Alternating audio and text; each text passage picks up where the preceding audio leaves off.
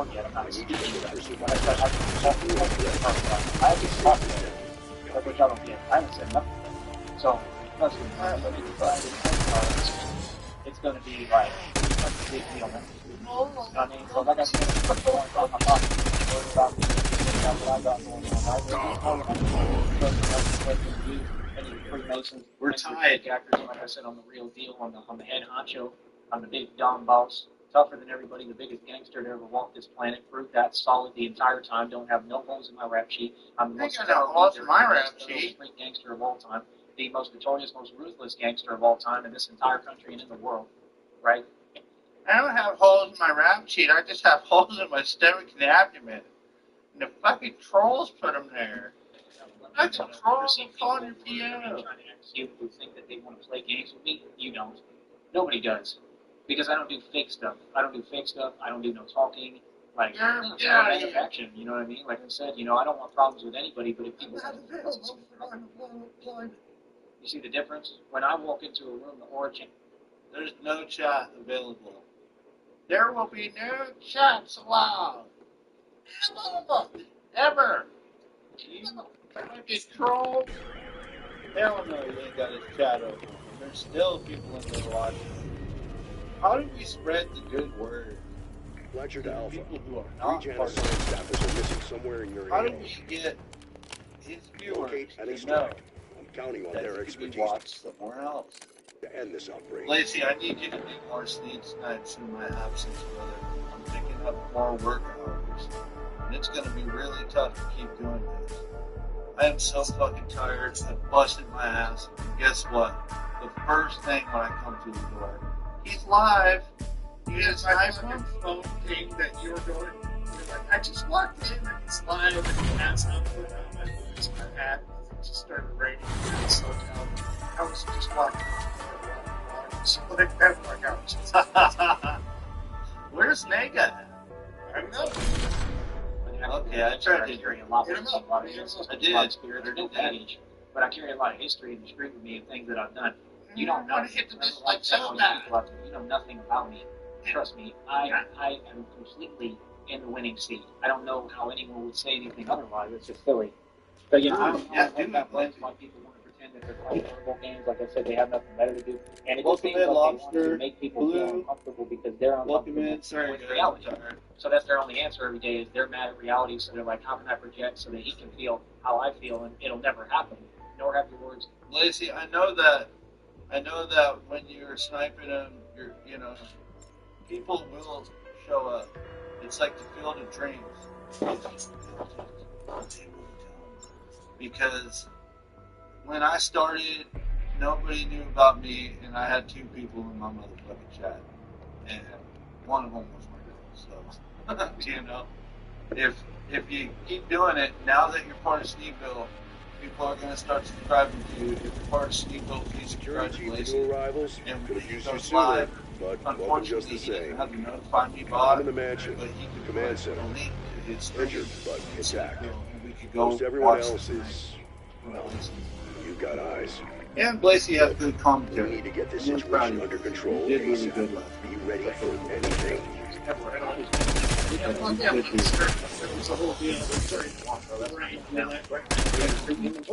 Find that window of opportunity to get the dog fucking outside. Right. Roll the dice. Also, I think Lacey might be the youngest person in Sneedville. I might be wrong, but I think he might be he's the youngster. We got to take care of him. I may be the second eldest. You might be. Rich, then I, then Nega. There you go.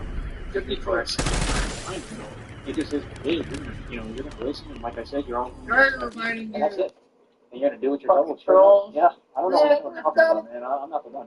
So, like I said, Mumbling, we got him, guys. Nonsense is over with. Like I said, we're moving forward. Everything is just amazing, right? And at the end of the day, Catching up, sorry. I just know that my talent, speaks for itself. Like I said, you people talk about Tony Parker, you talk about Tim Duncan, you talk about the Spurs, you talk about this and that. I mean, James Silas' son, which his name was Xavier Silas, he was playing D1 basketball. I don't know if he ever really played in the NBA, Yes. but his dad did. James Silas. I'll do the ritual for you, crazy when I was a kid, and I was already better than him when he was playing D1 ball. WAYA, West Austin Youth Association in Austin, Texas. Both times that he had the camp there, I went both times. I won it both times, meaning I was the best player. I was the best kid in the entire camp. But he took it from Both times. Don't suppose Uncle Sam gives out medals for marksmanship. In college, I didn't settle for a biggie. He probably does, just like Owen kid, with Jefferson. They should never forget me. I don't know how quick he's okay, but he's much older. Yeah, John Williams goes after players, people that are in the Hall of Fame, people that are good man. Always liked him for the most part. Didn't really see any issues with him. Shout out to Coach Brown. Y'all will never know that is probably one of the coaches, the Texas Legends I used to like, looked up to. Coach Brown. They had, I don't know if it was Daniel Ortiz, but one Ortiz, you can look it up back in the day, played for VP.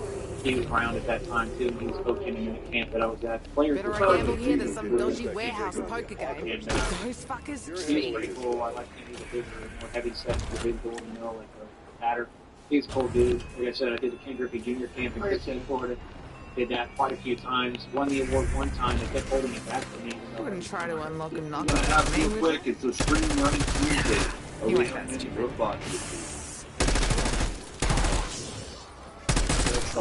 Anything Sarkin for a lot of strength and Yeah.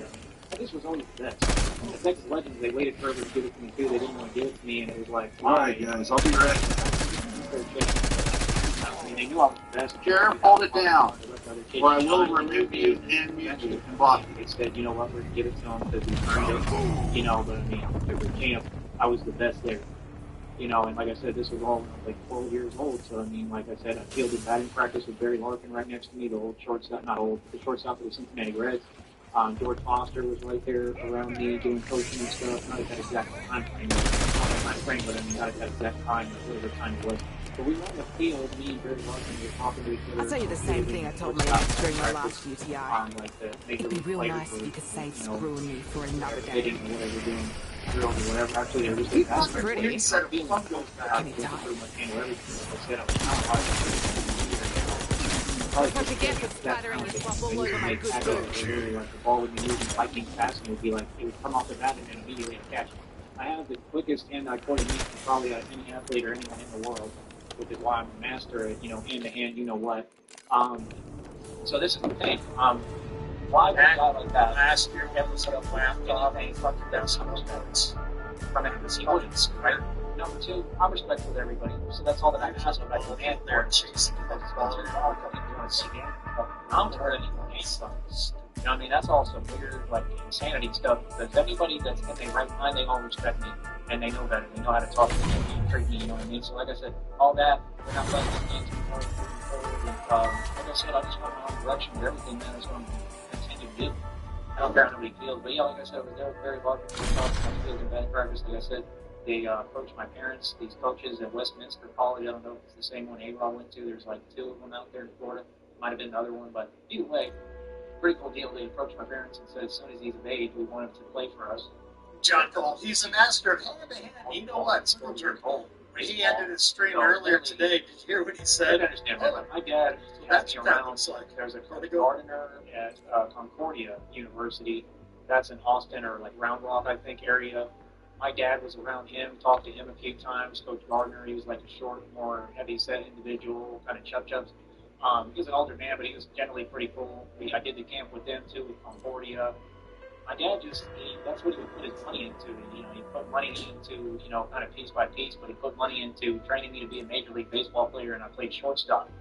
I played pitcher, but when I was in middle school, they sent somebody to do something to my arm where basically, you know, I almost, you know what, well, he almost, you know, what's my arm. You know, he was older than me, and I was in middle school, and it was just sad that it happened, but it did, and, you know, basically, what happened with my arm after that, I could never throw the same. Right, so I've been going through this stuff my entire life, and it just comes with when you shine. I've seen crazy stuff. I've seen it happen to cheerleaders. I saw a cheerleader that, you know, I don't want to go into what happened, but you can kind of use your imagination. But the people that were around her, whatever they did, right, it ended really badly, and they did it on purpose. And it was Players' Day to see, and I had to watch that sad display in front of me at some football game or something. It just felt horrible for her because. And I mean, she was affected, you know, for the rest of time. you know, and I don't want to say exactly what happened, but it was Joey trying to tell a story. somebody It's like, killed. imagine This is yourself well, man. trying to brush your teeth I mean, and jerk off at the same time. it's just reality. They do it It just- ladies usually they do it behind your back. Like with her, the girl was right there. They just didn't catch her. You know what I mean? And this is sadly the world we live in. You know, and that's what I look out for. Is, you know, I protect people like that. I speak for the voiceless. I protect people who can't protect themselves. And I'm going to continue to stand up for what's right against whoever. I'm never in the wrong. I'm going to continue to stand up against you all because you're all in the wrong. And I'm going to continue to win. I'm not backing down on nothing, and you can't judge me because you're the people who are evil and you're the people who I'm shutting down. You got that? So I'm going to say it again. I mean, right there, I mean, that's a lot of highlights for in one lifetime, you know, and I'm barely getting started, you know? So, like I said, met Ken Griffey Jr., met George Foster. I even met Trey at the time. You know, he was super little when I was a pretty young kid. He was a very little kid. And I met Trey. He was Ken Griffey Jr.'s son. When, like I said, I was a little kid. He was so small. He was like playing with Pokemon cards and stuff, and running around crazy all the time. They just involved him in the camp, you know, because he was a kid. So, you know, he liked hanging out at the camp and stuff. So, Trey was cool. Like I said, he's Ken Griffey Jr.'s actual son. So I met him. I met Ken Griffey. Pretty much met the whole family. You know what I mean? Shout out to Ken Griffey Jr. Never really had a problem with him. Always thought he was pretty chill, pretty cool dude. I'm pretty sure I shook his hand and talked to him briefly or met him at least one time. But Met the whole family. issues, I've never met any. the stuff that he was going through and dealing with his own demons and mental stuff. I guess, you know, everybody does, you know. But all in all, he seemed like a pretty cool guy.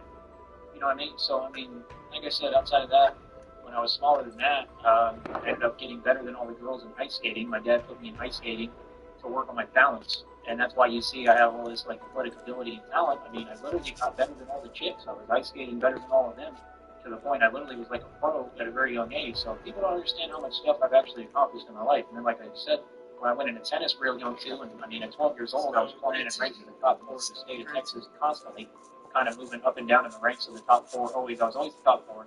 And I named some of the seeds. That's what they call them, seeds at the top 4. I've already named them, and then like I said, I'm over curiosity. I want to see somebody that's fucking goddamn ice skating. People don't even brag about becoming a super champ.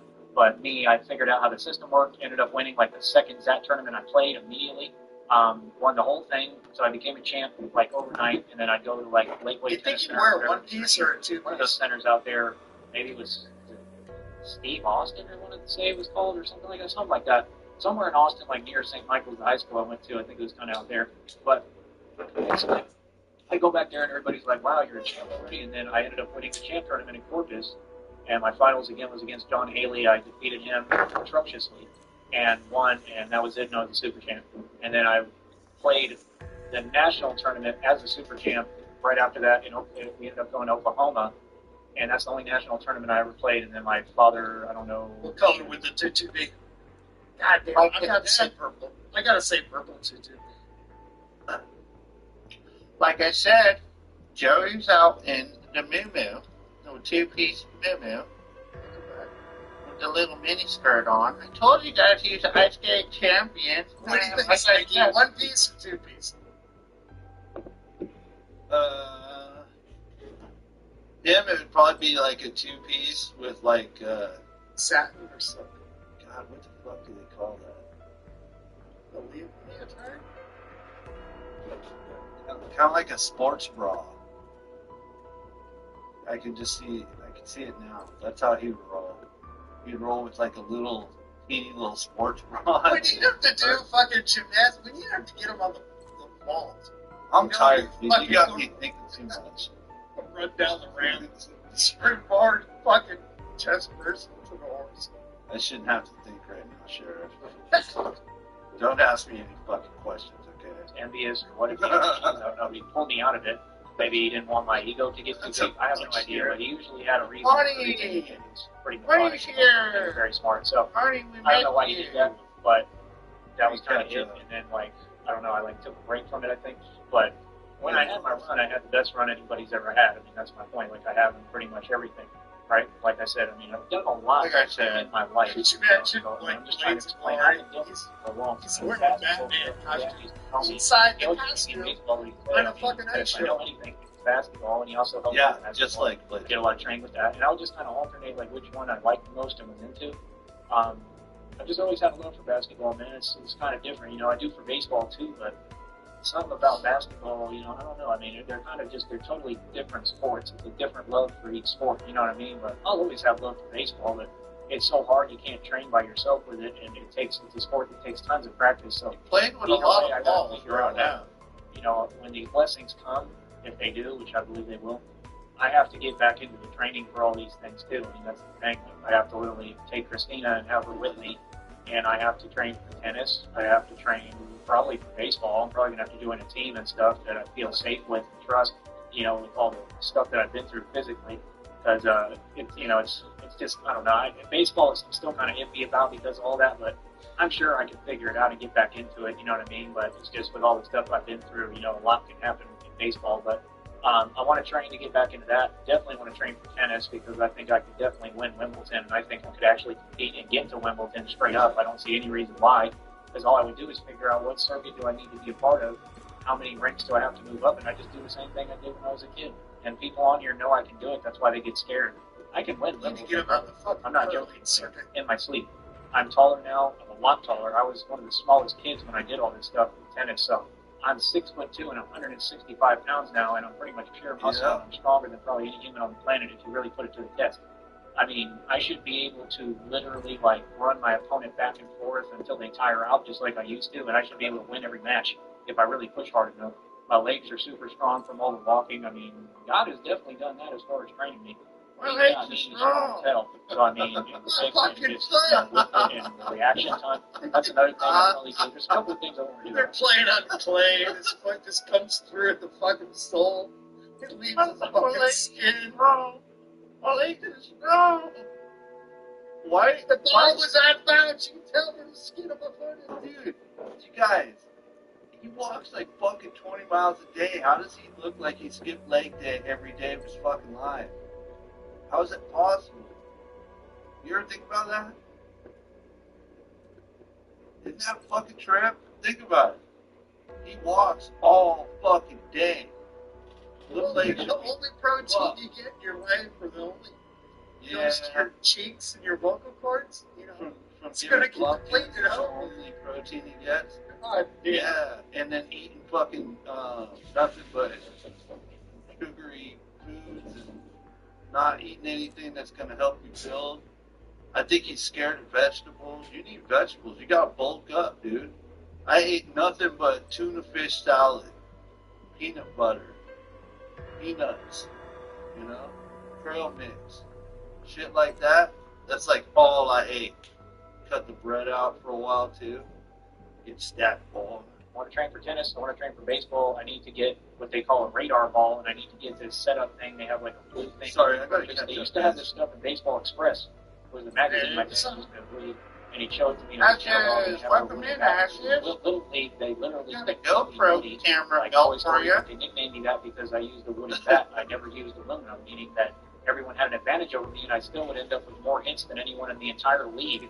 Okay, and like I would hit the ball farther. So if it doesn't say something about me, bro, I've been doing this my entire life, shining on another level. This is not new for me. I used to always order the Ken Griffey bats. They'd be black with a silver stripe. They were beautiful. Or I'd order the it was like made out of cedar wood, and the Mark McGuire or Sandy Sosa. So the Mark McGuire one would have a red stripe, and the Sandy Sosa one would have a blue stripe. And I used to literally like tell my dad which kinds I wanted, and then he would order the ones that I wanted.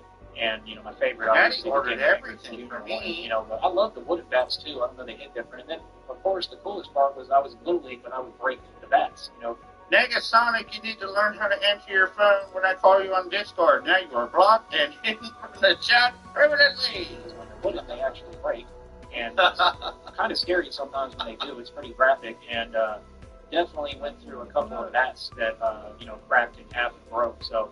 I mean, it's kind of a cool experience, though. You know, I mean, I used to do this stuff until I literally had like blisters all over my hands. So that's why I have calluses all over my hands. And it'd be funny, you know, people will say that, like, oh, if you got a man's hands, I'm like, I have more calluses on my hands than most people. Your whole hand is not supposed to be callous. That's not normal. You know, it's supposed to be the areas that you have to do something, and mine is from that. Because my dad used to take me out there, and I'd do batting practice, and these blisters would be open or Jerking into the spider tree will do that to you with dirty ass hands too. They call it bark in those areas. He's probably got super chafe mode going down. Damn smart. The skin's just worn the fuck whatever, and I out. still keep going. And I didn't have gloves at the time, you know, so I mean, it was painful. You know, people don't understand the pain that it takes and, you know, the sweat and tears that go into actual greatness and becoming something. I used to go to WEA, it's West Alton Youth Fucking told Association, you guys yeah, about they this had ice those skating fans. shit. Nobody mean, believed. It'd be hot as hell in that gym in the middle of the summer, and I'd go in there all day and just play Nigga. basketball What's up, nonstop. Negasonic? Like my shirt was soaking There wet. you go. What's up? You didn't answer your phone when I called. Therefore, now you are blocked permanently from my program. That's closed. I was doing marijuana. My radio show is Just consistent. making pots happen. When someone calls you, you need to answer and respond immediately. Within 30 seconds of getting a message, I expect a reply. I am going to baseball practice and ice skating practice. You need to be there. Yeah, we're going to ice skating practice together. Me and Sheriff, we're going to go. We're going to We're my brother are fucking leotards. We're fucking gonna go against them. Oh, God. I'm too I tired feel for this shit. pretty. So Don't do it, Sheriff. Don't do it. Don't. You know, I mean, that's all that I did. I mean, every What single do? day, like, you know, there was girls trying to holler at me, and, you know, I'm young, and my whole Needed mind was space, focused on what I was dog. doing. I didn't even really take it. Needed I'm saying, space. and I'm glad I didn't anyway, because they were all manipulative even then, and full of it. But, I mean, this had a lot going for me, man. In my middle school, it was the same deal. I had other girls trying to holler at me, and just wasn't paying attention.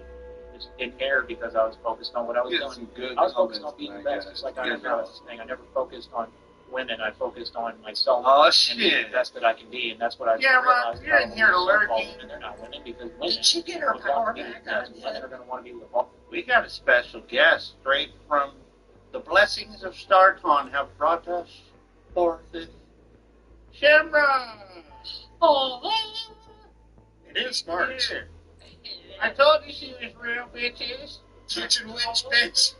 I love that shirt, dude. How many have you worn it yet? Yeah, I've worn it. I've like washed it and reworn it. I've worn it like a couple times. I swear to God. I Have you love worn it. out? That's stupid. What do you mean, like?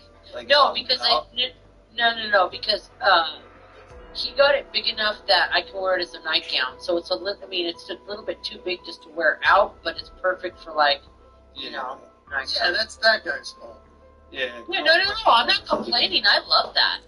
Large I love that. t-shirt. Yeah, that's what's up. Because that's what that's my what's uniform. up, camera? Hi, Neka. That's my uniform, dude. I mean, if I don't have anything to do, I would just walk around in like a fucking big oversized t-shirt and fucking slippers. I don't care. I'm retired, bitches. I ain't got no place to go. Shamrock, I don't know if you missed it, but earlier he admitted to the ice skating thing that I was telling everybody about. Nobody believed me. Now you all believe. What I say? Now you believe. The thumbnail that I made of him as a Oh, yeah. That or thing was thumbnail, that's whatever great. you call it. The Photoshop I made of Joey as an ice Yeah. skater, and it said, I was It's prettier than now fantastic. lady ice skaters.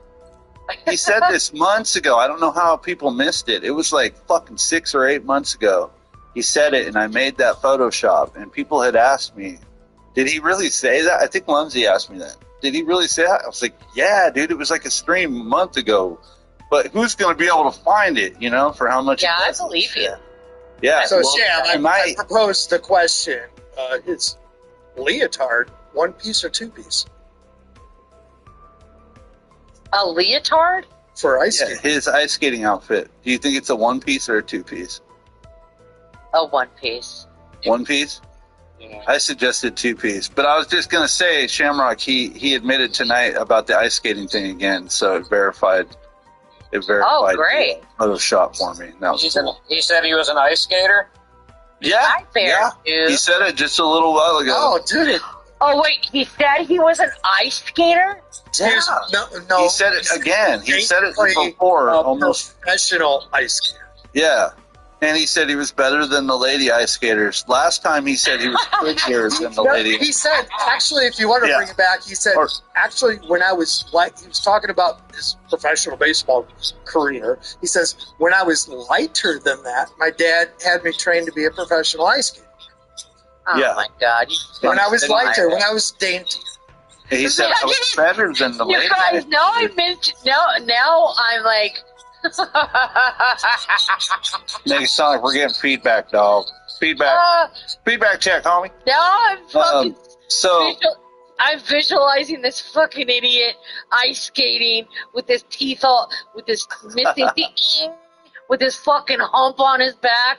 just like the Photoshop, I'm going to send it to you. Remember the Gliding movie on Ice the ice. Castles when the dude did the triple, the blind fucking whatever? She tripped on the Yeah. fucking cord. Yes. I'm gonna break Oh. his knee like that one ice skater bitch did to that other ice skater bitch. Hit her Love with a is love, goddamn yeah. tire, Lacey like knows the what's up. goddamn knee.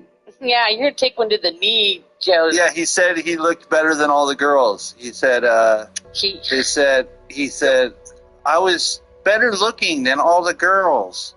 Perk 15's in the house. What's up, dude? Yo, what's poppin' tonight, party people? I'm tired as fuck. I got off work and I came in the door and I heard Sneed's live and I was like, oh, fuck that. No way. I'm glad Then you I guys are looked. on. Nobody was sniping him, so I said, it's time. And I Well, loaded you got up the sniper 212 in the rifle. box. Hit the like button. I'm Oh, glad, wow. Again? 213. 213. I'm glad that you guys are on because I'm lonely. I'm all by myself for like 5 days. Oh, you can hang out with us anytime, Shamrock. Feel free if you get lonely, you could always feel free to give a call or hang out and chat and talk and stuff. It's always cool. Yeah, Got to make sure you're okay over there. that guy's at Awesome. Daytona. Daytona. Okay. What? Bike week or some shit. Yeah, him Nice. and a couple of his biker buddies went down there for Nice. for a few days. Yep. Nice. There you go. Are they All right. are they packing it or are they hoteling it? They're in an Airbnb. Fucking pussies. Oh, you know what I said to him when he Nothing wrong with that. His friend got on. They called me drunk, right? And his friend Soup's on. He's like, "We're down here for." I'm like, "We're in an Airbnb." I'm like, "You guys are fat." That's good. No, they'll have a great time. That's fun. Joey's ancestor is always here, Lobster. Joey's ancestor is one of my #1 fans, so please don't. Anyone with a wrench, don't. What's it called? Block or mute Joey's ancestor. That's the Cliff? homie. That's All right, the gang's all here. Let's do a smoke 'em if you got 'em. Smoke him if you got him, guys. I want to play it, but I'm afraid that he's going to end this live and take it down. So let's Yeah. get it I want to rolling. be with the best. It's Alright. just that simple. You know what I mean? And the thing is, you all I care, would and I like don't. to I play don't it, value but you their know how it opinion. is. I don't care about anything they say. They make no sense. They make no sense. The only one that I care about right now, as far as like, you Let's know, put him on super girlfriend or my crackhead girlfriend, like, what she speed. has to say and how she feels and if she's okay. Just I care about her, but she's an actual woman. I still I got to mean, go back it's- and listen to I your mean, stream it's for last clear night she's- that I was she's late amazing. on because he You know what I mean? that one. So, I didn't hear number it. one, I'm always worried about you, honey. I'm praying for you and I love you and I'm always here for you. But like I said, I've just done a lot, man. I was on a lot of different teams. Like I said, I did AAU basketball, tried out for the Hoopsters, made them. That's the Westlake team. That's why I got set up as a younger kid because they didn't want me to go to Westlake when I went through all that stuff that I think Carly Fury He's at is allegedly 125. connected to. When I got set up on Michael Dell's Is field. Westlake a military school? Stevens, however it was, I can't remember. It's been a long I time. don't know. Let's But Google the it. point is, I mean, I can't. I'm just outside went through a lot of my stuff. God. Did the Yeah. Essence course. That was at Westlake. Westlake. Like I said, the working out, the running. That was with all the football team and stuff like that. Westlake Like all where? the news that you hear about, like Drew Brees. I don't know. Pretty Just sure put Drew Brees was right there. That Westlake of course with me. school. I've been around a lot of them. Oh, Dave Koresh. Welcome in, dude. Thanks for being here. No, you know. West- And like I said, Nick Foles. Like I used said. to, have his number in practice, and he'd get mad. Like I said, I think I've already said how I feel about him. I don't even want to talk about him.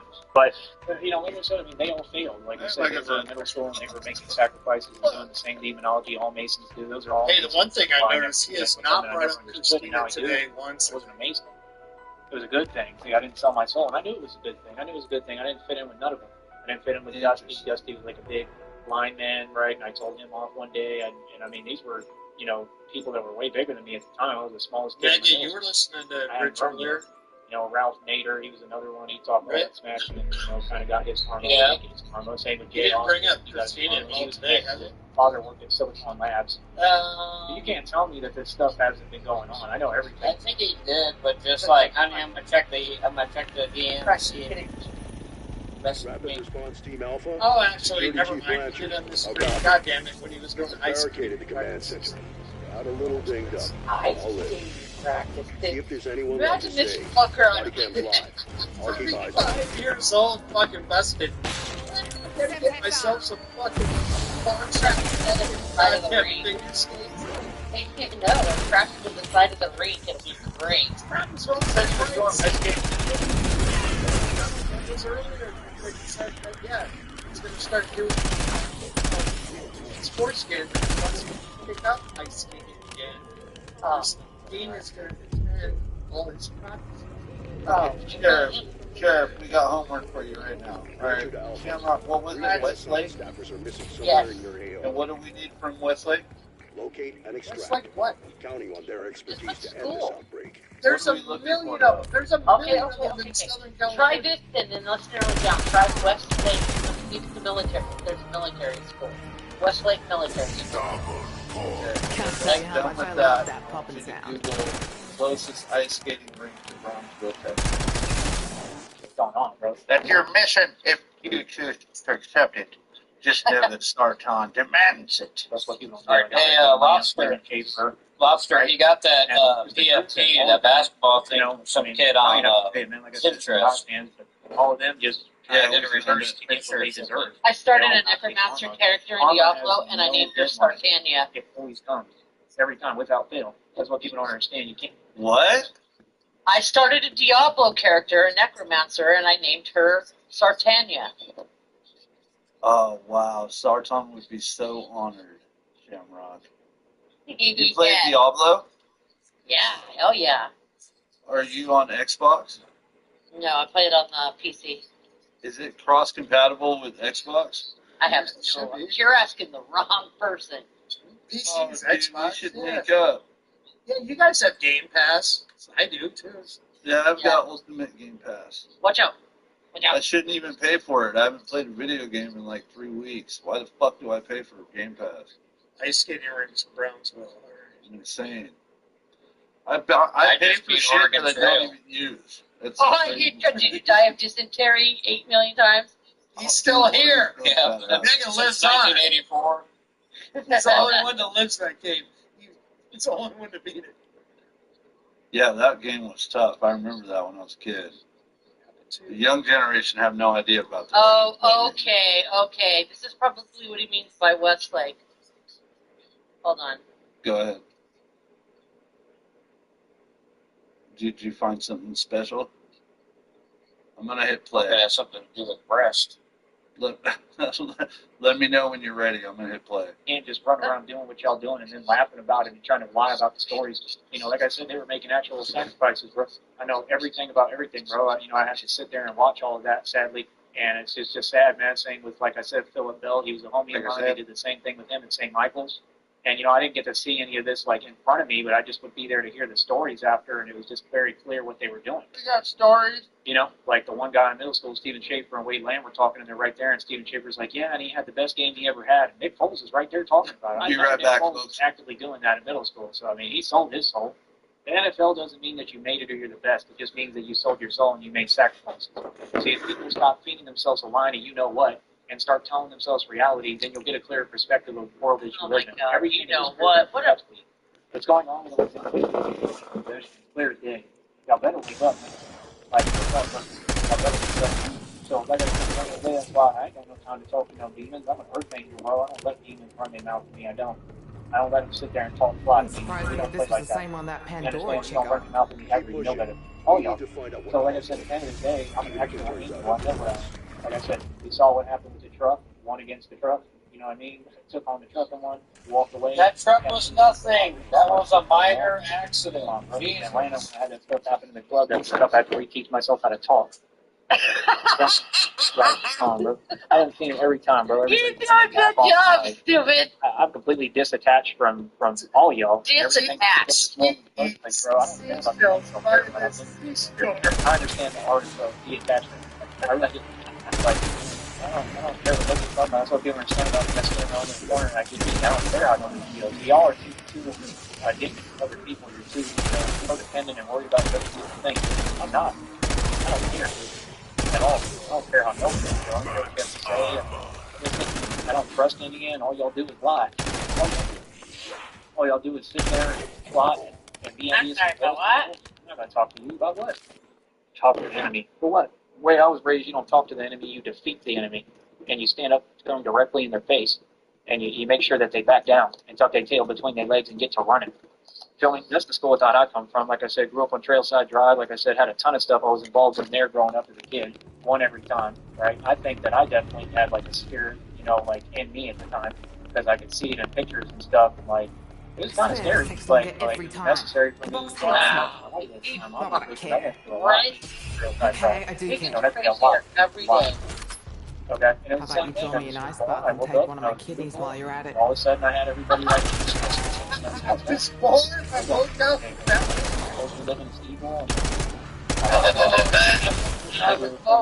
The nurses all gathered around.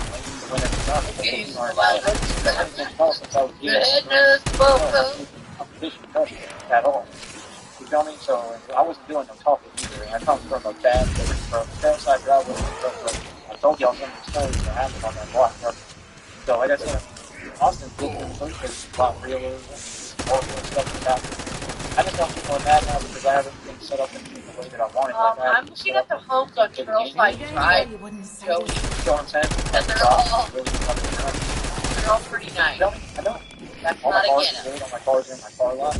They're straight, right? Because they were literally like What kind of cheddar like is that's going how on their car lot, windows and all that stuff. You know what I mean? Like I still have to replace the window on there when I get the key and all that. I have to figure out everything. I have to get all the keys removed. I got lots of cars. All they I need figure out how are to get my tires and all that stuff because they're all super old cars.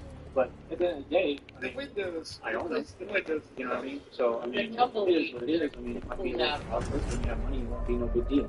You understand? I'm going to have money to be able to get these blessings. Hypothetically, if I don't doubt for a second, but I will and we will, because me and I think we're going to be totally ready.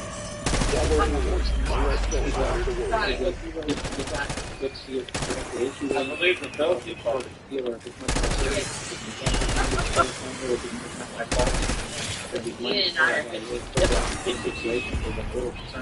Mine is rich. But I have to figure that out. Then I got to deal with all the other cars. I got to put all that stuff, man. And like I said, it comes from all the same issues with the same people, how they didn't do their job and let people break the law. Oh shit! What up, man? Of what has been broken. He's complaining about his car lot. Can't have any of this. Was he just saying he's gonna put credit cards in his name and all this shit? No, he's gotta fix his cars up. The Chrysler 300 needs an engine. The Mercedes, somebody broke the back window out. That's why he has the blue tarp technology. It's fucking Delica, The blue tarp technology is the real deal, dog. That fucking that gets all. I still think somebody should go down to the best little warehouse in Texas, in Brownsville, and that's where his cars are. And if somebody did a Craigslist ad saying, "Hey, come free scrap from these cars, talk to Raul," I don't condone anyone doing that, nor do we as a whole. But if somebody was to do it, it would be pretty entertaining. I would totally pay you to do it. Wait, put that out loud. Yeah, no, you wouldn't. No, you wouldn't. Hypothetically, Nobody should absolutely do that in under any circumstances. Go ahead and do that by any means. Nobody should pay $12 a dozen eggs and go down there and throw them at it. Nobody should do that. Don't do that, guys. Whatever you do not call But if you do, get me up. Then don't throw the toilet paper on top of the eggs. Don't do it. Yeah, don't do that. But don't not do it either. And definitely don't go up there and pour fucking buckets of paint thinner on those vehicles, guys. Don't do that. Barton said not to do that, okay? Just don't do it. That's what I've done for decades. Right. What he's So done. the thing is, though, that I have those cars to work with. I have the Christina, cars, you still I have the there? bills, I own them, and I can do whatever I want with them. So I guarantee that's it's going going to to be, be because somebody more called vehicles hospital. for me to be St. Batman. Knoxville. Right. And the fact is, if I do get them running, they all would be pretty well designed for what I do as Batman. Being honest with you, like they would be straight. You know what I mean? And I mean, I don't even know if I'm really interested in fixing them. I might just try to sell the parts and get rid of it. To be honest, you know, Fix what I mean, them, I got to see but what then happens. sell You know the what I mean? parts. But, I don't know. I mean, if I could salvage Get it, it I would like to. and You know, sell it the just makes me parts. nervous because I don't know what the hell he did with the engine. You know what I mean? And Bearju, I can get you the address so you can definitely make sure nothing like that happens. Yeah, make sure it doesn't happen. For the just to make sure to be extra safe that nothing happens. Like I said, I put it all in God's hands, but my point is that I have those vehicles to work with. That's why I held on to them, and trust me, it was hard. I had to drive a car on a rim for 7 miles, literally. I had to, pay for all the tows, pay for the contract for the lot. I had to build that whole arrangement, pay that every month for years now. So put a lot of money into it. I shouldn't let it go to waste. So we already got vehicles just to start, and like I said, Christina and I will get more. Like I said, good, Bearju. But we'll get some, I'm sure, so that I have something to drive. You feel me? Hold on. Do you feel me? But before he said he didn't want a car. Before he said that cars were nothing but trouble. I mean, it'll get you arrested. It'll be good, bro. Like I said, I mean, like the bat suits, I can just extend and build off of. I mean, pretty much all. Negasonic, like I said, real gangsters don't drive vehicles with engines that get you from point A to point B. They're on scooters. And they get on bat cycles, dog. It's And a we ice bat skate. cycle, not a bicycle. They call it bat pods, nigga. Bat pods. Next, he's going to be Mr. Frost. He's going to be fucking ice skating fucking across the fucking country. He's got You mean Mr. Elfrost on his Freeze? fucking back. They're married. Mr. Freeze. Freeze. He's shooting fucking ice cubes on his wrist like fucking Spider-Man.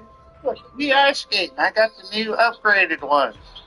I got the new upgraded ice skates thanks to Christina and all her money. I'm an ice skating champion now. I just sharpened the balls. They're all good. Look how fast I am.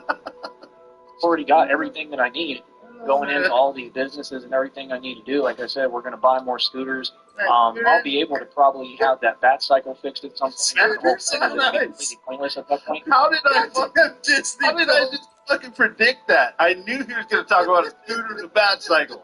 Everything moves, my nigga. Damn. Everything doesn't move. It's Everything moves, my nigga. It's immobile. Everything moves until he touches it. Dude, let me tell you something.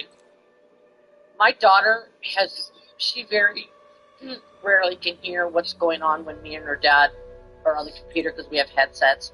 But she has heard Joey a couple of times, and he's the only person she's heard us listen to that she absolutely cannot stand. And she's only heard, like, a little bit. Is she super young or is she old enough? No, to she's fucking... Yeah, well, this isn't funny, but even an autistic... My autistic child knows you're a fucking idiot, Joey. And that's all I wanted to say. No, she's not. Physically, she's like 20 years old. She's going to be 21 this year. Holy yes! Wow, happy early birthday. Holy shit. Yeah, they grow up so quick. My son's They turning do. 16. Yeah. Oh, dude.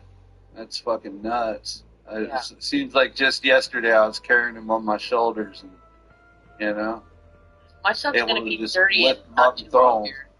here. Say what now? My son will be 30 not too long. Wow. Yeah. Time flies, man. It's fucking nuts, isn't it? Yeah, and I have a grandson, so it's crazy. My daughter's 29 in January. Wow. Yeah, my daughter's going to be 22 this month. God, we're getting fucking old, y'all. We just keep getting My older. daughter turns 22 this month, and I turn 51 this month on the same day. Damn. Your daughter was born the same day as you? Yeah. That's fucking insane, dude. The odds of that are Oh yeah, guess what? Guess who hasn't had a decent birthday in 22 fucking years? I said, especially when she was little. Oh God, she just completely just they give her everything, and the next thing you know, here's a card with $5 in it. It's like okay, thanks. Yeah, that's my okay. birthday is Christmas Eve, so every time my birthday would come around growing up, I wouldn't get shit because everybody else, Christmas is the next day, and I have 2 brothers and 3 sisters, so it's like, yeah, you're shit out of luck, dude. Birthday, okay. My late dad's sister, we both shared July 25th, Christmas in July. Anybody else here has family holidays that relate? Yeah. Me, Mega. Because number one. Have what? Family holidays that relate. So yeah, my aunt and I, we have the same birthday. Mega's daughter has the same birthday. No, I don't think I do. I don't have anyone who has We have the same birthday. Yeah, I don't think so. I think I've met one person back when I was in grade school who had the same birthday as me. I had the same birthday as Michael Jackson. Congratulations. Yeah, I mean, it's not something I brag about. Yeah. But I mean, yeah, thank you for that slow golf clap. All right, let's get it. One, I'm going to ask them to How long over, are we then I'm going going to follow one.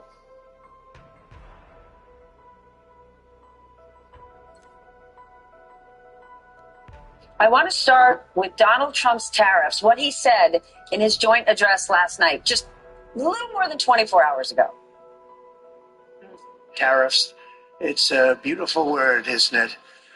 That, along with our other policies, will allow our auto industry to absolutely boom. It's going to boom.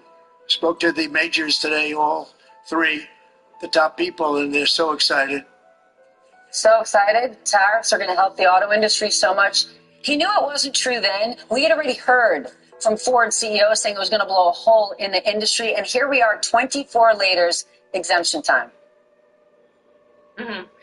I mean, I will say it took longer this time to walk back the tariffs than it did last time. I mean, if you remember, just a month ago, people are having a hard time keeping track.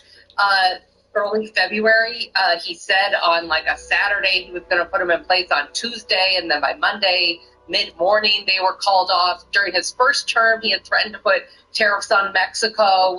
Then a few weeks before those were supposed to go into effect, he called them off. I mean, if you're starting to see a pattern, so am I, about how these tariffs work. But I mean, the one thing that does remain consistent is this administration continues to talk about tariffs in one form or another. They have been very consistent so far with the tariffs on China, but those ones did actually go in place, a 10% tariff a month ago. Just the other day, they added to that, so those tariffs are now 20%, so it's not insignificant.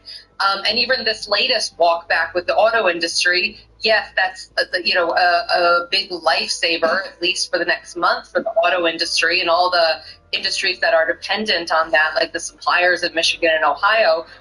But that doesn't do anything for appliances, electronics coming from Mexico, produce, avocados, berries, tomatoes, not to mention tequila, beer, and then energy products, for example, coming in from Canada. So even though there's a bit of a reprieve here, the effects are still going to be really widely felt across the economy. Okay, but let's welcome one and all in here, out there, all around the world to The Late Show. I'm your host, Stephen Colbert. I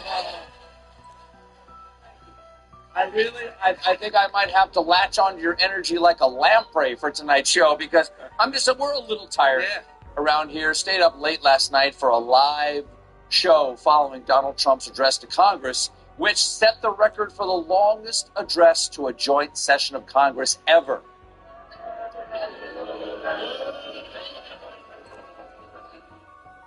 Felt longer.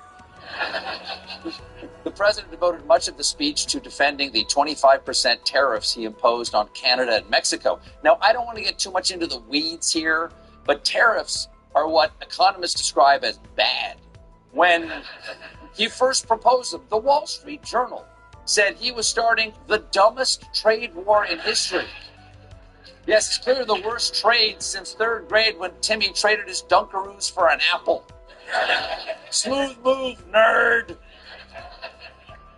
The New York Times says Trump's trade war could be his biggest economic gamble. But who better to gamble with our economy than a guy who somehow bankrupted his own casino? I'm kidding, obviously. It was multiple casinos. And the gamble here is that these tariffs could really mess up the economy. Among other things, the new tariffs are likely to raise the market prices of Mexican tequila. Now they're going to have to change the lyrics. Hit it.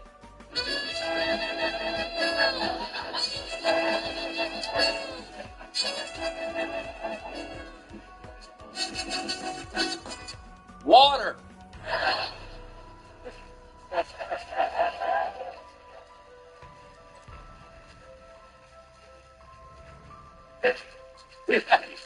We had a long debate about how much of that song we should play. I think that's about right. Tariffs could also raise the prices for avocados, tomatoes, bell peppers, jalapenos, and limes. But that's all the ingredients in guacamole. Now, if Americans want a green dip, they're going to have to settle for Pert Plus. Your tongue is going to be bouncing and behaving. Hey. We're already seeing the effects of the tariffs. The CEO of Target announced that we should expect to see price increases in the next couple of days, which is why they've had to update their slogan from expect more, pay less to pay more, shut up. The hardest hit sector is most likely going to be the auto industry. Even Fox Business reported this from a car lot in Pennsylvania. Yeah, this Dodge Ram truck, $80,000, instantly became $100,000. Wow. At that price, Americans won't be able to buy a Dodge Ram. They're going to have to settle for the next best utility vehicle on the market, abandoned pickup. Abandoned pickup. Wow, how'd that get so far into the woods? How did it get so far into the woods? Those high prices are going to have a cascading effect because if no one buys cars by next Christmas, we will see a complete collapse of our giant bow industry.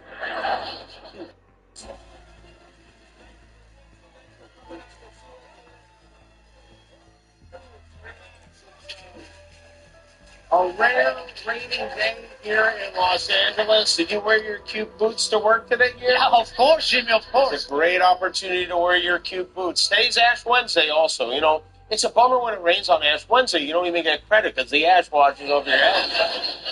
I like to fill in the smudge with a Sharpie to make sure my mother sees it and it sticks. This year for Lent, we are giving up democracy here in this country. Last night, Donald Trump addressed the nation. I don't know if you heard, but he's president again. And I was surprised, too. But he spoke for 99 minutes last night with no intermission. It was the longest presidential address in more than 60 years. Why is it that the orchestra can play off an Oscar winner, but not the president? Trump's speech went on so long. His speech was 10 minutes longer than The Lion King. And had twice as much lion in it. So I was reading this morning.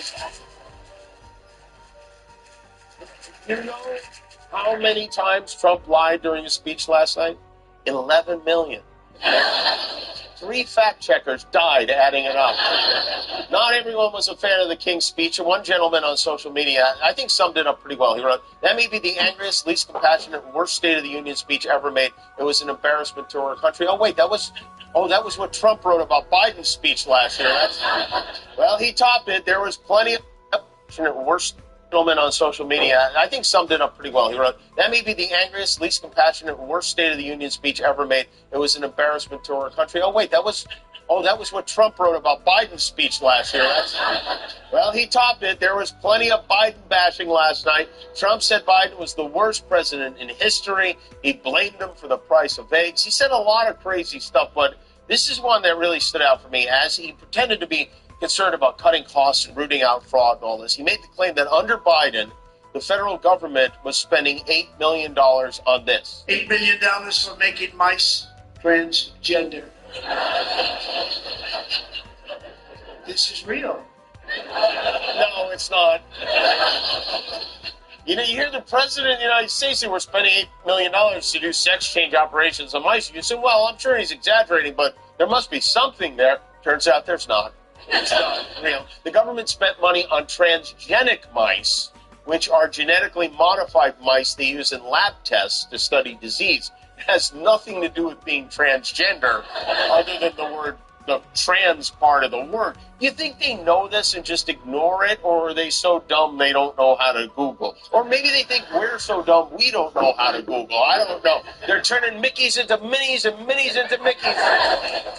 They're just trying to cure dementia and heart disease, which you would think Trump would be for, seeing as how they are both coming for him real soon.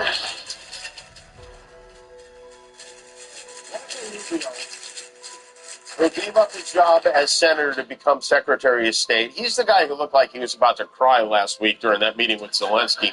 He got a shout out from the president as Trump boasted about conquering many new and exciting canals. To further enhance our national security, my administration will be reclaiming the Panama Canal, and we've already started doing it. Yesterday, a large American company announced they are buying both ports around the Panama Canal. We gave it to Panama. We're taking it back. Now we have Marco Rubio in charge. Good luck, Marco. Now, we know who to blame if anything goes wrong. Yeah, he'll be the first to go. He's the first one fired. He's done. Call Random House. Little Marco has a book to pitch real soon. The Democrats didn't give the president much in the way of enthusiasm last night. They did not applaud.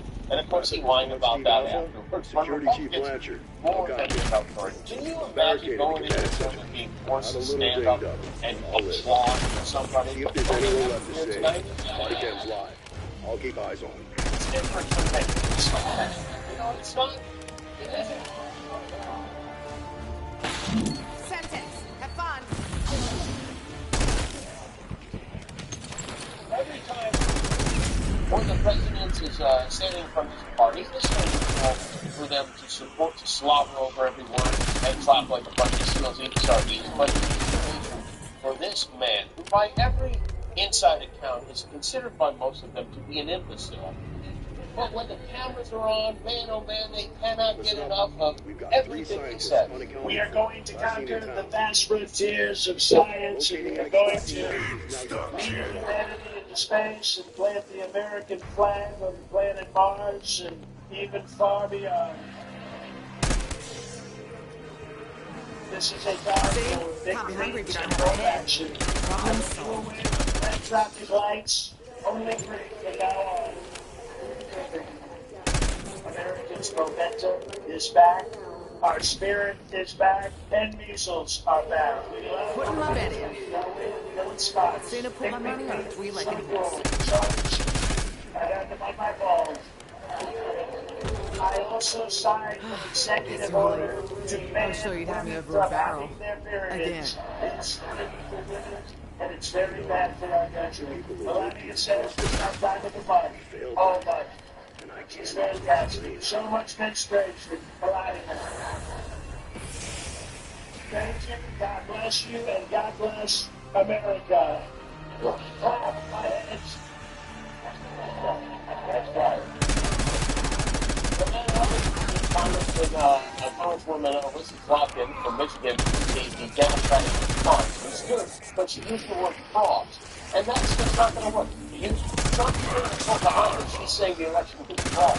That's our problem right there. The more powerful rebuttal came from 138-year-old Bernie Sanders from Vermont.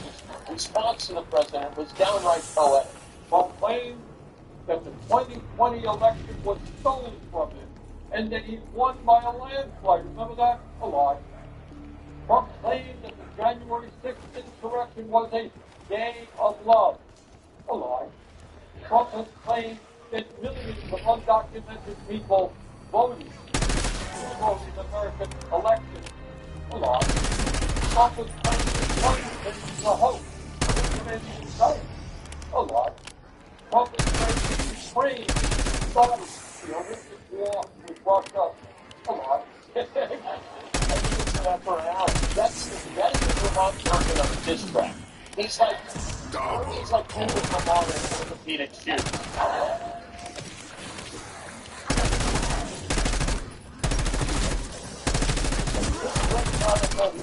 Trying to strike a chord, and it's part of the frontliner. The next generation of Democrats, and everyone says Democrats are too passive, too nice, play by the rules, they eat pop chips without dip on them, but those who say that, You give me an X, I'm gonna turn you into Representative Jasmine Crockett from the great state of Texas. Rock on. Looks like there'll be no rest till extra.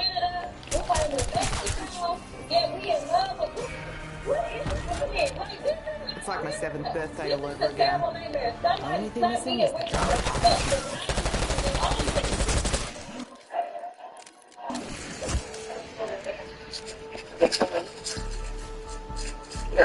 Crockett giving it to Tubbs, you know?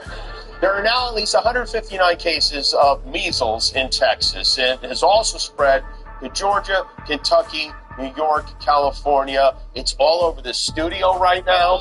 And today we learned that Florida has joined the outbreak club. But don't worry, our Secretary of Health and Human Services is all over it. RFK Jr. says, do not fear. Outbreaks of measles are, quote, not unusual. And he's right. They're not unusual. They're unheard of because we eliminated measles 25 years ago. But now for a limited time only, they're back. The outbreak in Texas just so happens to be spreading in an area that has a largely unvaccinated population. What are the odds? I don't know. And that's putting Bobby Brainworm in a tough spot. So he wrote an op-ed that said vaccines not only protect individual children from measles, but also contribute to community immunity, protecting those who are unable to be vaccinated. Capital Markets. Thanks for joining us today. It's a pleasure. Thank you. So Trump, we know, likes the easy wins. The tariffs to him are an easy win. When you look at market reaction yesterday and today, which has been a bounce back, how would you interpret reaction of investors? Yes, I think that the investment community is very confused at this point. And if the real and ultimate measure of intelligence is what you do when you don't know what to do, then the next few weeks and months will test the economic IQ of the market and every central banker in the universe, because they are the first to admit that they have no clue what's happening. Everybody is confused. We have this fog of uncertainty, and we have to try to make sense out of it. The point that I'm making is that there are some vulnerabilities to the position that President Trump is taking. He's not a superhero at the end of the day. Why? First of all, it's the market itself. We know that in the past, President Trump was looking at the market as a barometer for success. He cannot have a situation in which the stock market goes down under his watch. And clearly, the stock market is not liking the concept of a tariff in any significant way. That's one thing. The other is gasoline prices. You cannot have a situation, especially for his base, in which gasoline prices go up under his watch. And if you have a tariff on energy coming from Canada, they consume 21 million barrels a day in the US. They produce 13 million barrels a day. The difference, most of it is coming from Canada. So without it, automatically gasoline prices will rise in the US, impacting his base. The other factor to focus on is inflation. You go back to his campaign speeches. He was criticizing Biden and Harris about inflation because of leading is dominating the agenda. You know what? Tariff is inflationary. If you impose 25% across the board, it will be inflationary. And another vulnerability is time. Why? Because the short-term pain of a tariff is much faster than the long-term gain, if there is any long-term gain. So the impact will be immediate. And he doesn't have time. Why? Because 2 years from now, there will be the midterm elections, and he really has to show.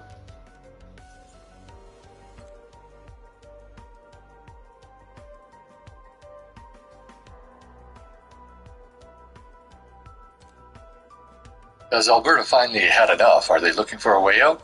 Well, this next gentleman, he seems to think so.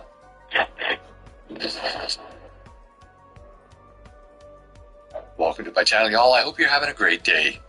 In this video, we're going to talk about a lawyer from Alberta who wants to go down to US and take a delegation with him in order to speak with Donald Trump. They want to talk to Donald Trump about the possibility of Alberta becoming the 51st state or having some other arrangement with the United States, basically becoming a territory, a state, or having some sort of economic union. Rachel Parker, formerly of True North, posted this on X. Alberta eyes U.S. statehood. A group from Alberta feeling neglected by federal policies from Ottawa has initiated discussions about becoming a U.S. state. Lawyer Jeffrey Rath has mentioned plans to send a delegate to Washington, D.C. to discuss statehood with President Trump, highlighting issues like trade disputes and governance dissatisfaction. So as most of you know, I've talked about the possibility of merging Canada and the US for quite some time, especially Western Canada, and it seems like this is catching on. So I've reached out to Jeffrey Rath and sent him an email asking if he would be interested in giving me an interview. Now, I've just done that. He hasn't had time to respond. Hopefully that will come in the future. But in the meantime, let's take certain clips from the Rachel Parker interview and just see a little bit of what he has to say. So first and foremost, Jeff, maybe you could just give us a brief synopsis. What is it exactly that you are proposing to do? Well, what we're proposing to do, first and foremost, is to free Alberta from governance by idiots in Ontario and Quebec. So I've been involved with an organization called the Alberta Prosperity Project for a number of years. Interestingly, we're now up to over 60,000 members, which is more members than the United Conservative Party of Alberta at this point. A number of the organization's goal is to educate Albertans on the benefits of independence, free of the structural problems caused by Canadian federalism, which has effectively turned Alberta and Albertans into colonized citizens of, into a colony of Quebec and Ontario, which we're all sorely fed up with. Now, he makes a very good point there. I've been thinking this way since the early 70s when I first became politically aware, basically. I moved to the West Coast from Alberta in 1972, I believe it was, that we came here. And I grew up on the West Coast. And throughout that time, when Pierre Elliott Trudeau was the Prime Minister, I always felt like everything that Canada did as a nation was oriented towards serving Quebec and Ontario, with very little to do with the West Coast and Alberta as well. So I really feel for what he's saying here. I think that hasn't really changed. In fact, back in the day, Pierre Elliott Trudeau even flipped off Western Canada. He stuck his middle finger up at us out the back of a train during an election period, I think it was. And, the impetus for all of this, of course, was, Justin Trudeau starting a trade war with the United States.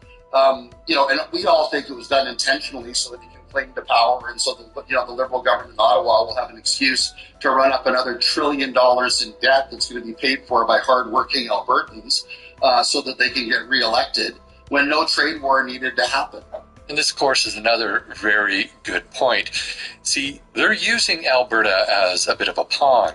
Alberta essentially funds most of Eastern Canada with all the transfer payments that they give out. And they treat Alberta quite poorly. They treat British Columbia quite poorly. They treat Saskatchewan quite poorly, but especially Alberta because of all the money that comes out of Alberta. And did Trudeau really have to escalate things to the point where it became a trade war? I don't think he did. I think that he could have worked better with Donald Trump. I think that he could have stopped insulting Donald Trump. I think that he could have secured our border better and quicker. And, well, really, we should have been doing that all along. But as far as other trade issues, well, I don't think that he really wants to solve these trade issues.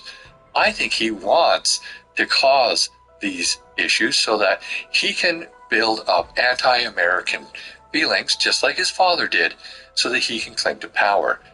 This has all been done before. This is nothing new. This is a Liberal strategy.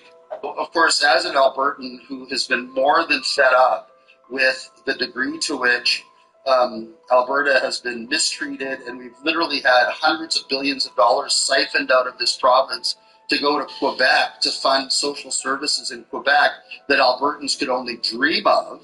Well, Quebec runs surplus budgets, and Alberta is continuing to have to borrow money to build hospitals, pay our doctors, pay for our roads, and the rest of it. Well, we're being sucked dry by by Quebec as a so-called have-not province. We're just fed up. I couldn't agree more.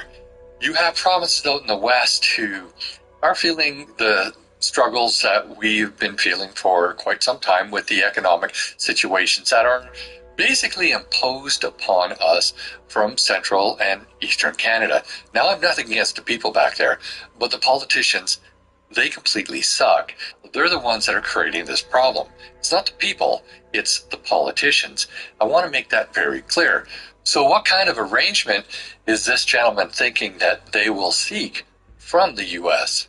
So, myself and a number of other Albertans have decided that enough is enough. We're tired of being governed by complete idiots, and we're at a unique point in history with the newly elected Trump administration to, send a delegation to Washington to discuss with the Trump administration their support for Alberta independence and to gauge their, the level of support in the Trump administration for an independent Alberta free of Canada, to gauge their support for Alberta either becoming a U.S. territory or a U.S. state. And I think the internal discussions are that the independent Republic of Alberta as a U.S. territory, like the British Virgin or the U.S. Virgin Islands, Guam or Puerto Rico, is probably the best way to go, and I'll explain why in a second.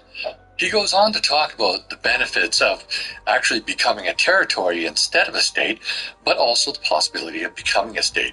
You see, if they become a territory, they don't have to pay, obviously, the Canadian taxes, but they also don't have to pay federal U.S. taxes. I'm sure there'd be something that has to come out of them as far as taxes go because of the military support and whatever federal support that they get. But that is a very important point. So I'm just going to skip over that part.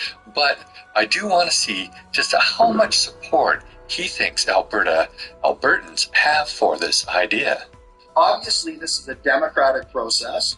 Our fellow citizens are going to have a say. But we think that right now, with the sentiment in favor of Alberta independence in the province running between 20 and 34%, without any real attempt at public education and without knowing fully what the United States would be willing to do for the independent Republic of Alberta, even without that information, these are the current numbers. So that's roughly between 1,750,000 Albertans currently, according to the polls, are in favor of independence. I would wager the support for it is much higher in rural Alberta, and certainly much higher amongst the Daniel Smith's base, out in rural Alberta. I think that obviously a lot of the left-wing academics, all the same people that wanted to see us locked down during COVID, all of the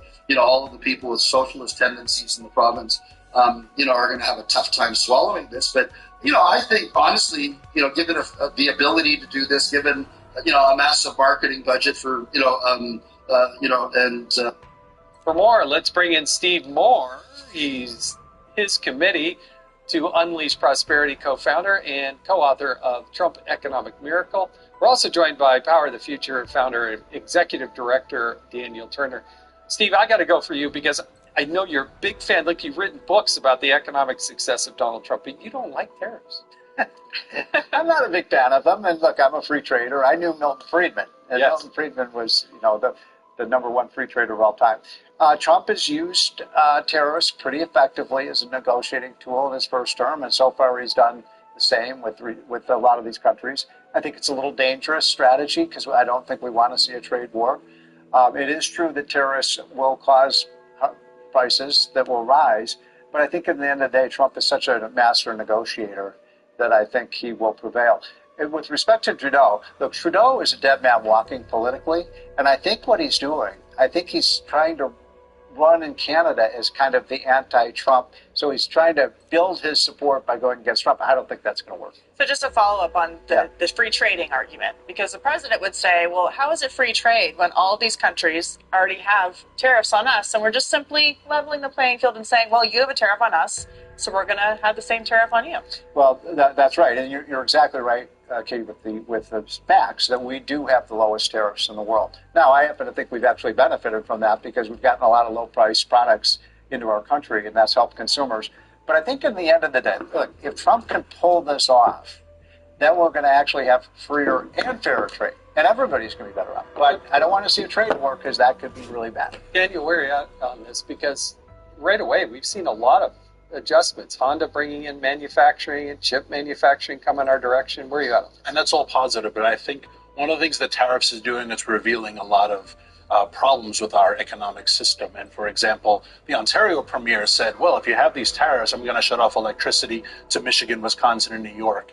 And that makes someone like me who's in the energy space say, why are we buying so much electricity from Canada? We have enough oil and gas and coal. So it's revealing the fact that we're not exploiting our own natural resources. We're giving a huge, basically, subsidy to Canada to buy their electricity. We should be making it.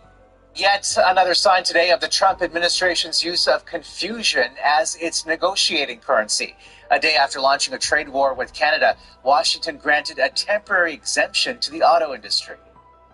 That gave the North American markets a slight bump, but not enough to recover the steep losses over the past couple of days. The TSX closing up almost 300 points.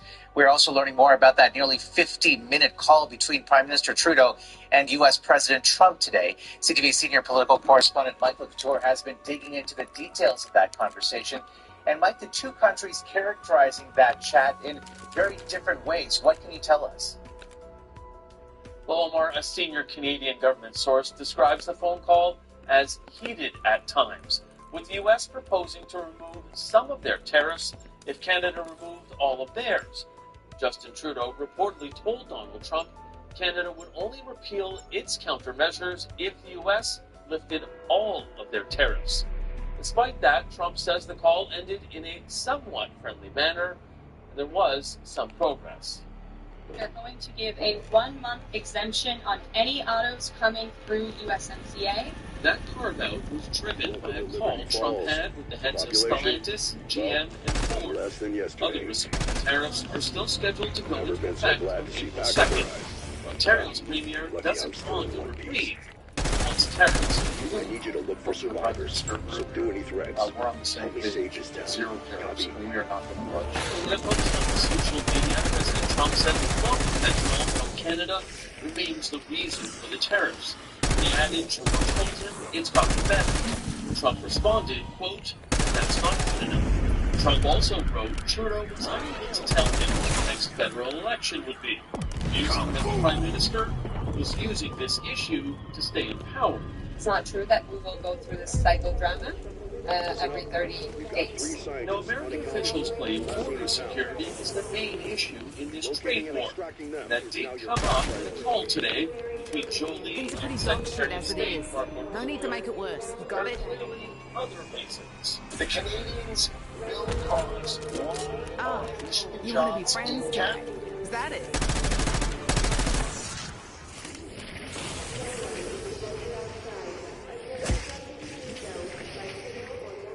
Another side effect of tariffs found into the U.S. We are 1 week away from spring break for many school districts in Canada. It's a time when Canadians who can go south. But the Canada-U.S. trade war is changing plans, with many wanting to send a message to the White House. CTV's Andrew Johnson is on this story. And Andrew, any idea how widespread this form of protest is? Well, Sandy, one travel agency says they've never seen anything like it. A sudden plunge in U.S. bookings and a surge in cancellations. Like one Ontario family who say they just can't stomach heading to the States right now. The Glasgows are heading to Mexico next week. Instead, they had been planning to visit Myrtle Beach and epic March break road trip with several other families, but they decided to cancel and using their deposits over Donald Trump's tactics. What's more upsetting is this constant threat of Canada becoming a 51st state. That's something we don't agree with. that we would not want to see happen. So anything that we can do to support Canada and avoid supporting the United States is what we're doing right now. We do not like his disrespect for Canada, for our Prime Minister, for our resources. All these claims. He doesn't need what we have. It just is. It really hurts me as a Canadian. The Gleiser family is far from alone. Travel agents are reporting a year-over-year 40% decline in bookings to U.S. destinations for the month of February, and travelers who are feeling betrayed. Definitely emotional. A lot of sentiment towards feeling that trust has been broken now, and they just really want to travel anywhere but the U.S. This is such a fluid situation. We've never seen anything like this. As well as March break, Flight Centre says the phenomenon is spilling into cruise ship season. Canadians are canceling non-refundable Alaska cruises, potentially losing thousands to stand up for their country. Sandy. Andrew, thank you. We are barely 6 weeks in, and this already is quite the theme. They are trying all sorts of incredibly reckless, incredibly expensive, incredibly ill-advised things. And then those things fail because they can't work, or because they can't handle the pushback against them, or they face lawsuits and court orders because these things are obviously illegal, or they're just too stupid to live. And so then they stop doing these things and they cave and they try to pretend they weren't doing them at all. We're only 6 weeks in and we're already seeing this for military flights for deportations and sending immigrants to Guantanamo for some reason, right? Those things already appear to be over as of today. Also this one, today. Headline, Trump agency pulls 443 sites off market in real estate reversal. Real estate reversal? What?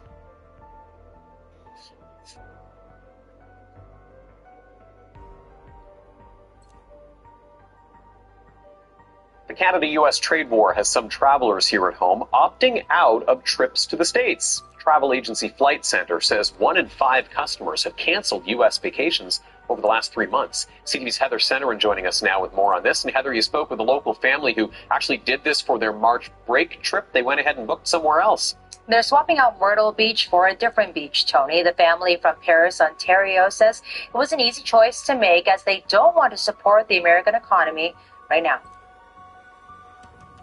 The Gleisers are no strangers to family vacations, and now they are days away from their next one during March break.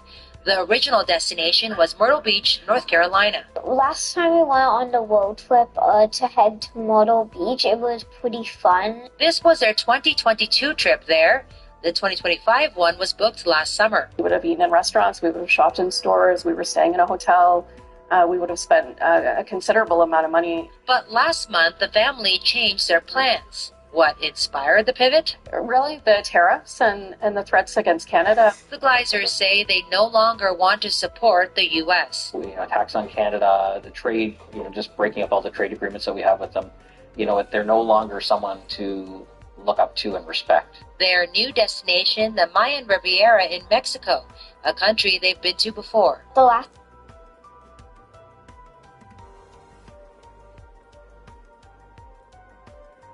Canadians are keeping a keen eye on food labels, but in many cases it can be challenging to figure out where things are made. Now, Canada's Food Inspection Agency says it's receiving complaints about mislabeling. CTV's Alison Bamford in Saskatoon, and on this story for us. And Alison, what did you learn? Sandy, a few months ago, most Canadians might not have cared or even known if they bought a bag of apples and the shelf sign said product of Canada, but the little sticker on them said made in the USA. Well, now that little mix-up is getting noticed. The Canadian Food Inspection Agency is fielding an increase in complaints about items mislabeled as products of Canada or missing information about their country of origin altogether. Mistakes that are popping up across the country. These American apples incorrectly labeled in Vancouver as a product of Canada. And in Toronto, U.S. carrots were the culprit. The CFIA says the rash of complaints has come in the last few months as the demand for Canadian products ramps up. A sentiment on the minds of shoppers at this Saskatoon grocery store. I went to because it's Canadian. They have everything Canadian marked as well, so I found it pretty easy to do. Maybe added an extra 5 minutes of turning over a few products. I've been avoiding the American stuff naturally. Well, I look at labels a lot, and I did before, but now even more so. Identifying true Canadian products can be tough, especially for local retailers helping the cause. What we found out is you have to be pretty careful about what you label as a made in Canada product. There's pretty strict rules and regulations on that. It's hard to say if the Buy Canadian movement will become a permanent shift, but the people we spoke to say the trade war is forcing them to do something.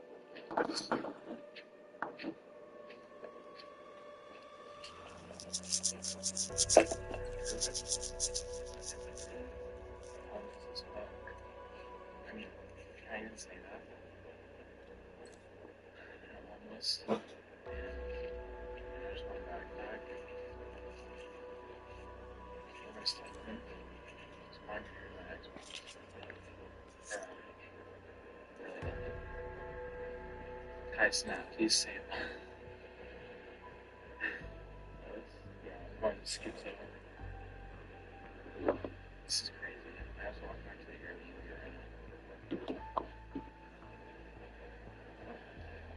So I asked multiple places for applications. I got JCPenney applicants, so they're only hiring cooks. I'll go there. Like, what do you want me to do? Job I'm not good at. So I went to, and then JCPenney said do it online, so I'm gonna do that. And then there's like an ice cream place out there. It's like hiring. Or like do it online pretty much. Something to do that. And I walk into this new shop. And dude's like, just drop off your resume. I'm like, how are you gonna print your resume? And he's like, just go to the library. I'm like, oh my gosh, because I was thinking that the exact same thing. It's like a stupid question. Yeah. Just go print off at the library, I guess. So I'm gonna do that maybe. Because my resume like that. I don't know, maybe that just means it's not my favorite. But I'm just really 19. I'm 19. Hear that TikTok? A whole bunch of false violations from the 13 to 18. So it's just like running out, it's just a big, making videos. People don't have attention spans to watch me. This atmosphere out there.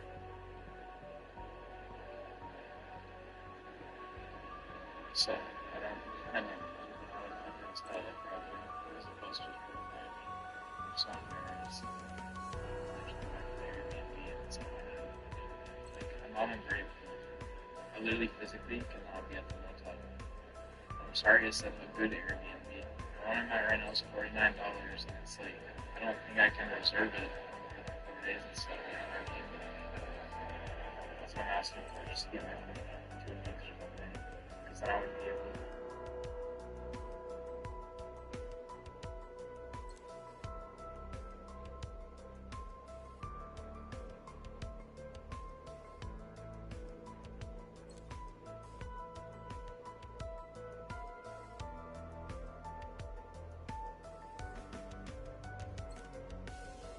Canada's defense minister said today Ottawa is prepared to contribute peacekeepers to protect Ukraine's border with Russia should there be a ceasefire. It comes on the eve of emergency talks between EU leaders in Brussels about Europe's role as the U.S. retreats. Today, the CIA revealing it is pausing intelligence sharing with Ukraine. Here's CTV's Judy Trent. La menace russe est là et touche les pays d'Europe. In a nationally televised address, President Emmanuel Macron warned that it would be a folly for Europe not to recognize the growing Russian threats and that future U.S. military support was not guaranteed. The warning comes less than a week after the U.S. president scolded Volodymyr Zelensky after he pushed for security guarantees for Ukraine before signing a critical minerals deal. We gave you military equipment, and your men are brave, but they had to use our military. Since the deal was scuttled, Trump halted military aid to Ukraine and stopped passing on intelligence about Russian targets and when and where weapons will be deployed. We have taken a step back and are pausing and reviewing all aspects of this relationship. Our first understand that we bring from intelligence to Ukraine is what I'm here for. This bully, this dictator. At Tuesday's joint address to Congress, Trump read a letter from Zelensky indicating he was ready to sign the critical minerals deal and negotiate for a ceasefire. But it was Vladimir Putin's actions that got a standing ovation from Republicans. Simultaneously, we've had serious discussions with Russia and have received strong signals that they Alpha are ready Team, for peace. this is Chief of Security Blanchard. You a sight for sore eyes. I've been holed up in the mansion since yesterday trying to organize a containment response. Now that you're here, let's lock down that AO. I'll track body cams and coordinate.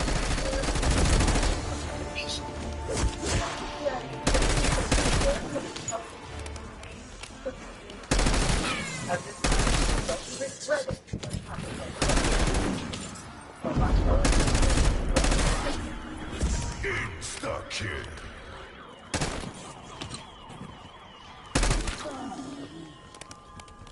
While some Republicans are defending President Trump's actions, my next guest is apologizing to the world. Jasmine Crockett is a Democratic congresswoman from Texas and sits on the House Oversight and Judiciary Committees. And I'm awfully glad to have you here because I read what you said, apologizing to the world. And I want to go deeper into it because you said, I'm sorry that the bright light America used to be is dimming. Why did that whole interaction seem to be so distant for you, for what the U.S. stands for? Besides the fact that we're talking about an ally, we're talking about Ukraine, a country that was invaded. First, it started off with trying to change the facts. We don't live in a world of alternative facts. Trying to change the reality of who invaded who. After we kept saying that Trump was nothing but Putin's puppet, we kept saying that he was palling around with Putin. We've said it all kinds of ways. But this comes at the heels of the UN voting with Russia. This also then is an opportunity for Trump to show that no, America knows who our friends are and we're going to stand with those friends. And unfortunately, he decided that he wanted to talk about his clothes. Now, maybe this is because Trump never wanted to go serve his country. And right now, the only service that he's giving to us is driving our country apart. But I'm sorry, when you're at war, you're not worried about your outfit. That is what we call a privilege, number one. Number two, to say, oh, what can you afford? Well, if he was walking around in the fanciest suits, I'm sure that they would accuse him of taking our dollars and spending it on his wardrobe and being more concerned about that. Listen, this is a no-win situation when you're walking in with someone who has decided that he is going to align himself with a dictating thug. Okay, so to that end, we know before the exchange what was supposed to happen was there was going to be the signing of this preliminary mineral deal, at least, right? Aiming to end the war, but without Trump committing to any security guarantees. I mean, you say that peace should not have a price tag, but there are some Republicans, as you know, and the president claiming that, oh, you know what, America is being taken advantage of here. Is there a middle ground we can get to? There's not a middle ground with this president. He has no intentions of doing right by, number one, the United States. I appreciate what the former governor was saying. We are in a national security crisis. We have been in a national security crisis ever since, honestly, before he even ran. We know that he had our national secrets stored in Mar-a-Lago. People felt like that wasn't really a big deal. They wanted to compare it to what was going on with Joe Biden. We know that he was showing this to people that maybe weren't supposed to see our national security secrets. We know that he's consistently engaged in questionable deals as it relates to our emoluments clause when he was in the first go round. Next thing you know, his son-in-law was getting a lot of money from the Saudis as soon as they walked out. And so right now, and not to mention, he has decided that his DOJ will not prosecute cases that engage in any type of foreign nefariousness when it comes to getting money. So unfortunately, we have someone that is occupying the White House. And as far as I'm concerned, he is an enemy to the United States. He swore an oath just like the rest of us. But right now, when you are literally putting us at risk, all because of what? Because you want to convince your followers that you should be a dictator too, that you should never leave the White House? Because you don't believe that elections should take place? I don't really understand what is going on, and I don't know what it's going to take to get people to wake up. We are not living in a safe country when we decide that we are going to weaken our national security by getting rid of those that are watching our nuclear stockpile, by giving everything over to a private friend known as Elon Musk. We are getting rid of all of the inspector generals. And so there's literally a lack of checks and balances all around us. And then we have somebody who's sending his vice president out to offend our allies in Europe. Listen, the way that I used to explain this on the trail when I was campaigning for Madam Vice President is I would say, listen, it's kind of like the schoolyard. When you go to school and everybody knows that your siblings are at the same school, or they know that your cousins are at the same school, then they may not pick a fight with you because they know that if they pick a fight with you, they got to pick a fight with your whole family. But when you're like me, an only child, they may decide to pick a fight with you because they're like, there's nobody that is going to back her up when we get to the playground. Right now, he's trying to put us into a situation to where we will be the only ones on the playground when you're going out talking about you're going to go into Canada, when you're going out and you're talking about Mexico. Listen, Zelensky is right. He doesn't have the privilege that we have. We've got water on each side, and we used to have friends on the north and south. He doesn't have that privilege. And so I really want America to wake up, because it should not be partisan. Be the selfish people that we love to be in America. Worry about your safety. You mentioned Elon Musk, which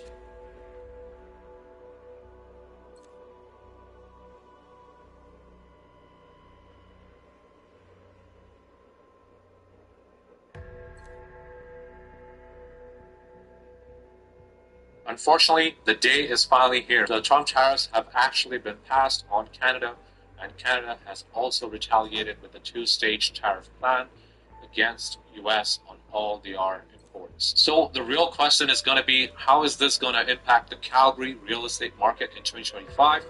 And also, how is it going to impact other markets around Canada? Because obviously they have a dependency, and there are going to be knockoff effects from one province to another. Now, if you're interested in topics like this, make sure you also check out my other video, which I put out about a month ago. That one goes a lot more in depth, specifically to look at the macroeconomic factors of the province and how we would perform if the tariffs were to be applied. And now, of course, they have.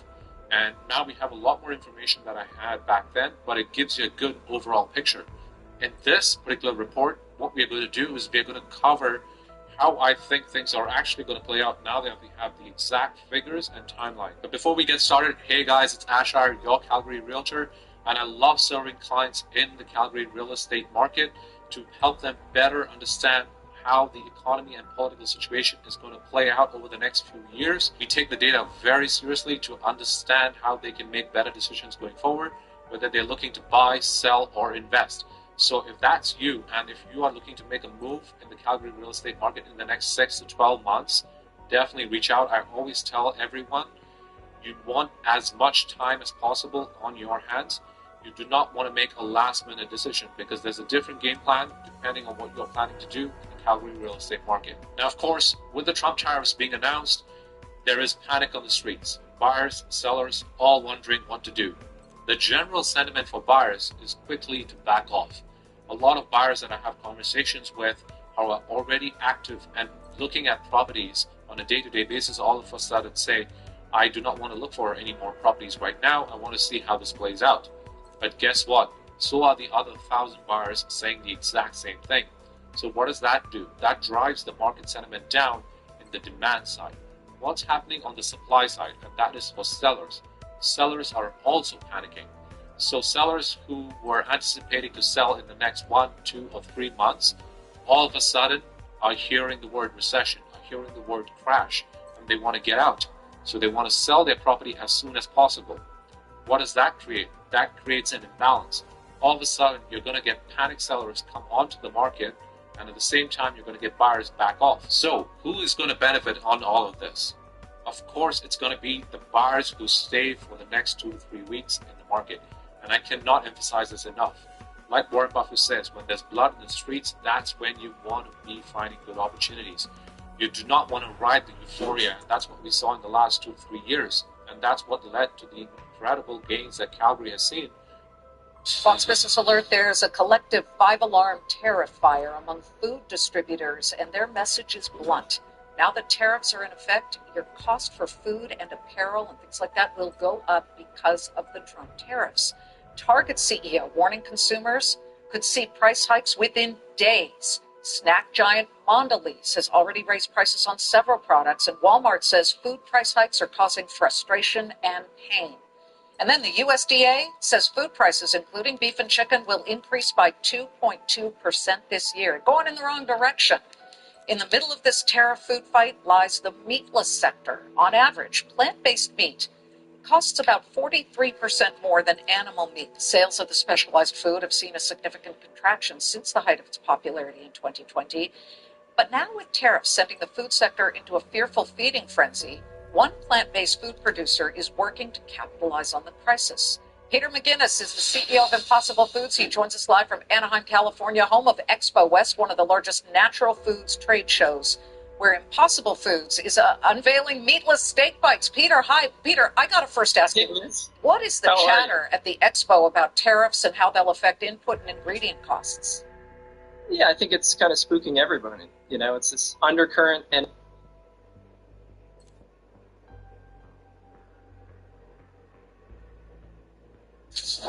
For a president on the way to give a State of the Union address, this was not a great headline for that day.